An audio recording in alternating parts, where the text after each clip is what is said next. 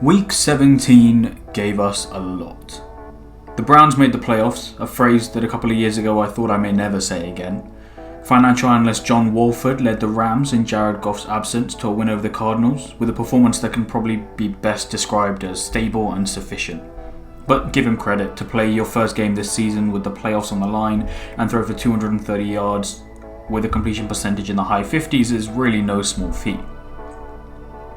The Bears played their first 5 games of the season as a playoff team, their next 6 as though they were gunning for a top 10 pick in the draft, and finished as a playoff team in their last 4 to sneak into the wild card.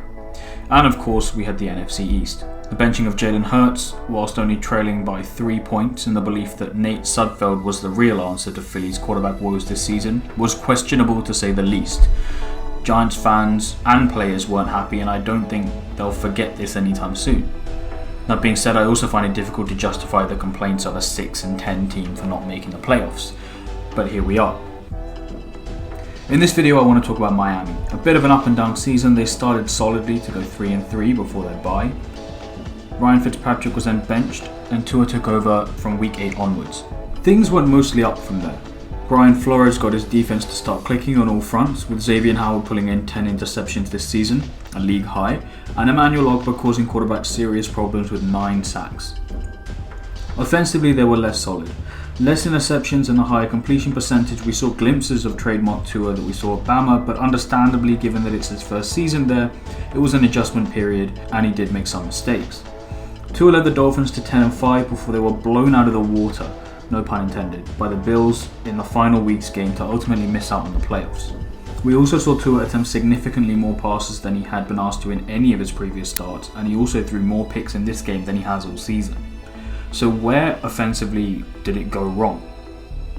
Well, to understand that, we have to start at the beginning. And the beginning is to understand who these two quarterbacks are and what the system they're in is given. Let's start with Ryan Fitzpatrick. The 38-year-old veteran, he's seen everything, he's been through everything. Fitz has established himself as being the guy that's willing to take the risk. Over the course of this season, he's attempted more than 72 throws between 10 and 20 yards and 16 throws over 20 yards. And he has a completion percentage of over 50% in both these categories, which is pretty good for that kind of range. This graph is from AWS Next Gen Stats, and it shows Fitz passer rating in different zones versus the average of all other quarterbacks in the league. This tells a pretty strong story. Apart from those 2 red zones in the middle and right of the 10 to 20 yard bracket, Fitz's long range passing is miles above league average. His passer rating down the deep middle in particular is extremely high, but overall he's comfortable passing that far beyond the line of scrimmage if he has to. But this all guns blazing playstyle doesn't come without its issues. In his 6 starts, Fitz threw 7 interceptions, including 3 on his opening night against the Pats. In addition to this, he tends to overthrow receivers by quite significant margins. From watching the film on him this season, I noticed that he tends to be a bit too eager to pull the trigger without fully assessing his other reads. When you look back at these interceptions, he consistently fires shots into dangerous areas, where receivers don't have separation or where there's a defender underneath that he completely misses.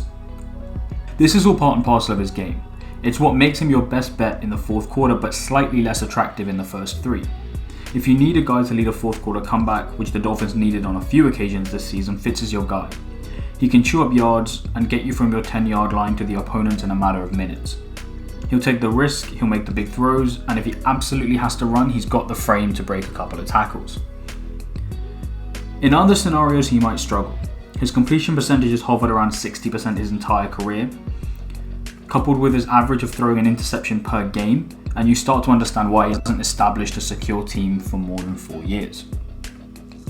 But back to this scenario, and in week 6, entering into the Miami bye week, Brian Flores, who sees the Pats now at 2-4 and about to be 2-5, promotes Tua to the starting role. A shock probably to some, but Flores needed consistency during the entire game. The defense was starting to click, coming off a shutout against the Jets and just the week before holding the 49ers to just 17 points. Flores didn't need the bold, daring quarterback. He needed somebody that would be stable and steady. The defense was going to put them in a good position. They just needed someone that could work with this. A quarterback that could keep his own defense off the field by completing high percentage throws that move the team steadily up the field and eat up clock. Enter Tua. Now I will say that I think Tua is far better than the description I've just given him there. But given it's his first year in the league, he's not expected to come out and be exactly the same player he was in college. But what we did see at Bama is exactly what makes him so unique and different from Fitz. Tua's situation in Bama does have some similarities to what he has currently at the Fins. He's been afforded great defenses to work with at both teams. They ensure that for the most part he's playing the game without a huge amount of scoreboard pressure. His processing speed and accuracy is his major facet. He reads defenses well, is comfortable throwing balls into traffic, and usually does so with good success. He's been likened to Drew Brees in terms of play style, but with the added mobility. Tua's passing grid describes this perfectly, ignoring the behind the line of scrimmage throws because these are typically screens or checkdowns. Tua's most comfortable regions are anywhere up to 10 yards past the line of scrimmage. This makes him the perfect complement to Fitz, as the first 3/4 man. And that's what we saw happen this season. When the game was getting away from the Dolphins and they needed someone to get them out of a hole late in the game, they brought off Tua and they gave Fitz the chance to lead the comeback. He went 1-1. Leading his offense all the way up the field before throwing a red zone interception against the Broncos and then pulling off what might be the greatest no-look pass I've definitely ever seen against the Raiders, whilst his face mask was literally being torn off. So technically it worked. Tua was the first 3/4, Fitz was the fourth, in one of the slightly weirder personnel rotations you might usually see. That all came to a head in the Bills game though. Fitz was ruled out early in the week after returning a positive COVID test, and all the responsibility rested on Tua, with the Dolphins needing a win for the wildcard slot. It just never really clicked. The defense, for maybe the first time this season, didn't come to play at all. They gave up plays all over the field for the entire game. I mean, if your defense allows 56 points, you can probably bet you're not winning the game.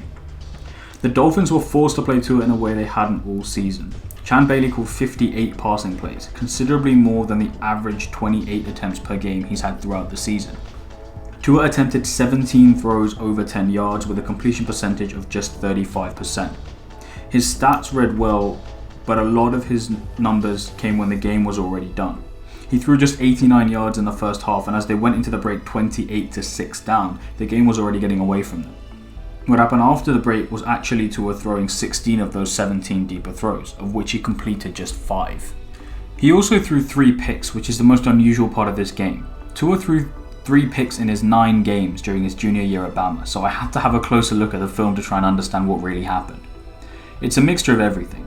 The first one is in the third quarter, 8:28 on the clock, and the Dolphins are 34-13 down. Devontae Parker is up here at the top of the screen, the intended target, and he's going to give the impression that he's running a go before cutting in after about 5 yards. He falls over, but when you look at where this is thrown, Tua completely misses his mark. If Parker stays up, I think this still gets intercepted, because this ball needs to be at chest height and in front of his man, so that he can attack it and take it into the acres of space he has in front of it. The second pick is in the third quarter, 1:38 on the clock, this time to Lynn Bowden Jr., who's running a similar in route and completely sells his quarterback down the river here. This throw might be a shade too high and maybe could be thrown in front of his receiver, but it's definitely catchable. Bowden reacts as though he doesn't even know it's coming. He's really the only receiver in any kind of space, so Tua has to make this throw, and it's really one that should come off. Instead, Bowden tips it and it gets taken back for 16 yards. The third pick is in the fourth quarter, 13:44 on the clock. The game is obviously done here. The Dolphins are 42-13 down.